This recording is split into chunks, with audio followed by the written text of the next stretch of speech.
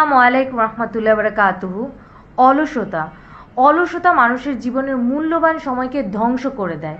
কথায় আছে না, অলস মস্তিষ্ক শয়তানের কারখানা। আর অলস মানুষ জীবনে কখনো আগে বাড়তে পারে না। আর অলসতা থেকে বাঁচার চমৎকার একটি উপায় হলো এটা জানা যে লেজিনেস বা প্রোক্রাস্টিনেশন, এই অলসতা, এটা আসলে হারাম, ইসলামের জঘন্য অপরাধ। আমাদের রাসূল সাল্লাল্লাহু আলাইহি সাল্লাম অলসতা থেকে পানাহ চাইতেন। এর জন্য বিভিন্ন দোয়া রয়েছে, যেমন আল্লাহুম্মা ইন্নী আউযু বিকা মিনাল হাম্মি ওয়াল হাজানি ওয়াল আজজি ওয়াল কাসালি ওয়াল জুবনি ওয়াল বুকলি।